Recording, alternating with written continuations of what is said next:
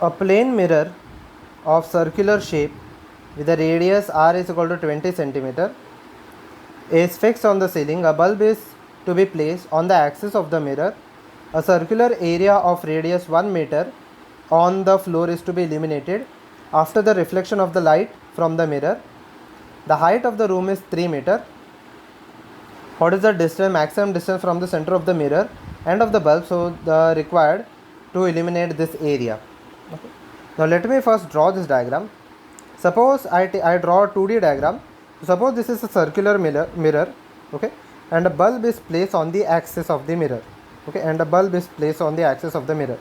So the bulb will give out light in all the possible direction, okay, and okay, the radius of this mirror is given as 20 centimeter, okay, the radius of this mirror is given as 20 centimeter. After the reflection, this will proceed in the downward direction, okay, this will proceed in the downward direction, okay, such that it illuminates a radius of 1 meter, or let me take everything in centimeter. So it eliminates a radius at the bottom, that is 100 centimeter, okay. Now the height of the room is 3 meter, okay, the entire height of the room is 3 meter. So if I say this is equal to x, I can say that this will be equal to 300 minus x. Let me take everything in centimeter over here. So this will be equal to 300 minus x, okay. So we have to find out the maximum distance from the center of the mirror and of the bulb, okay. Why maximum distance and why not minimum distance, okay.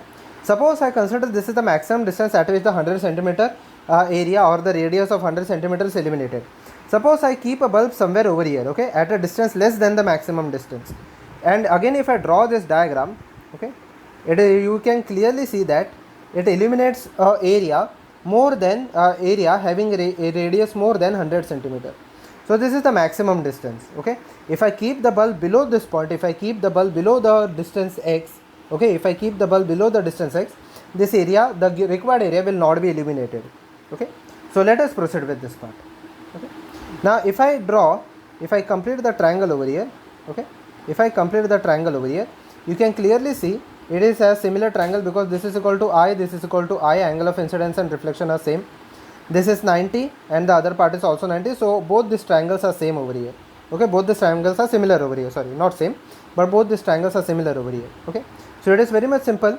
If I consider this part, 20 divided by 100, okay, that is the base area over here, 20 divided by, this will be equal to, sorry, this will be equal to 100 minus 20, which is equal to 80, okay.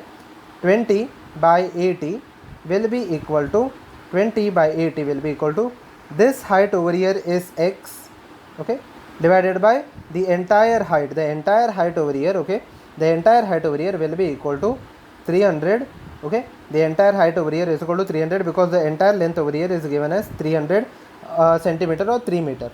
So if I calculate the value, x will be equal to 300 divided by 4, which will give me the answer 75, okay. So x should be equal to 75. So at a distance of 75 centimeter, okay, the entire room will be illuminated. If I keep the bulb beyond this point, the required